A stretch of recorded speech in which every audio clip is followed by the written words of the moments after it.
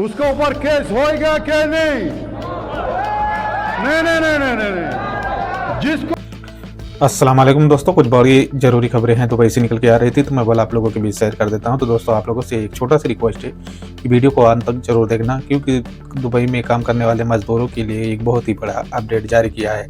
Update के मुताबिक देखा गया है कि दुबई सरकार ने हर कंपनियों को चेतावनी जारी की है और जारी करने की उम्मीद पर बताया है कि हर कंपनी में जो वर्कर काम करते हैं उन वर्करों को सैलरी बढ़ना चाहिए। ऐसे में अगर वर्कर की सैलरी नहीं बढ़ती है तो उस कंपनी को बाहर निकालने का काम दुबई सरकार करेगी।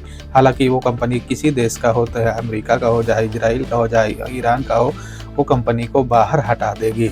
जहां कहा जाता है कि अगर वर्कर की सैलरी नहीं बढ़ती है तो ऐसे एक्शन जो है दुबई सरकार ले सकती है। तो दोस्तों यहाँ पर देखा जा रहा है कि वर्कर जो काम करते हैं, अगर हर कंपनी सैलरी बढ़ा देगी तो वर्करों के लिए एक बेहतर और अच्छी खबर होगी कि वहाँ पर जो सैलरी कम है इसलिए वर्करों का पैसा बच पाना नामुमकिन हो जाता है, क्योंकि दुबई में काफ़ी बड़ी महंगाई है और महंगाई के कारण से वहाँ पर पैसा सेव करना काफ़ी बड़ा मुश्किल हो जाता है। दूसरी इम्पोर्टेंट अपडेट है कि जो लोग दुबई से अपने घर गए हैं, जैसे सफ़र पर गए हुए हैं, छुट्टी गए हुए हैं, पाकिस्तान गए हुए हैं, बांग्लादेश गए हुए हैं, भारत गए हुए हैं, तो दुबई सरकार ने इस समय जो युद्ध चल रहा है ईरान और इजराइल के बीच में और अमेरिका के, तो इसमें देखा गया था कि 25 फरवरी से लेकर और 31 फरवरी तक के लिए वीज़ा एक्सटेंड करने की जिम्मेदारी दुबई सरकार ने ली थी।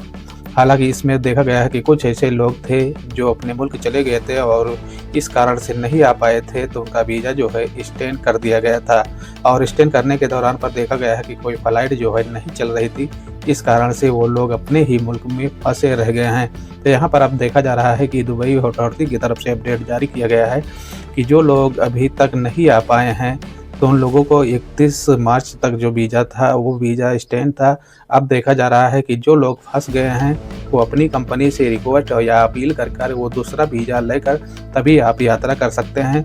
हालांकि उस वीज़े पर, पहले वाले वीज़े पर आप यात्रा नहीं कर सकते, क्योंकि उसका टाइम जो है समाप्त कर दिया गया है। तो अगर आप भी कहीं पर सफ़र पे हैं दुबई से तो आप लोगों को जानकारी कर लेना है, तभी आप टिकट लेकर एयरपोर्ट जाना है, नहीं तो आपका टिकट भी बर्बाद हो सकता है और आपको एयरपोर्ट से वापस भी आना पड़ सकता है। ये बताया गया है कि दुबई अथॉरिटी की तरफ से ये राइट कर दिया गया है। तो दोस्तों इन बातों को आपको ख्याल रखना है।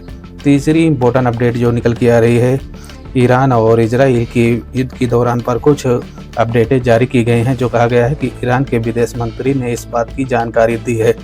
ईरान के विदेश मंत्री ने कहा है कि ओमान और इजराइल पर इस समय जो शैतानी हरकतें और आरोप लगाया जाता है कि ओमान में जब इस बात की बैठक की बातें जारी थी उसी दौरान पर इजराइल ने ईरान पर अटैक करता है और अटैक करने के बाद में आयतुल्लाह खामनी को शहीद कर दिया जाता है। शहीद होने के बाद में बताया जाता है कि सुरक्षा अधिकारियों ने इस बात की जानकारी देते हुए बताया है कि मिडिल ईस्ट में जितने देश हैं हर देशों पर अटैक इस समय पे हो रहा है।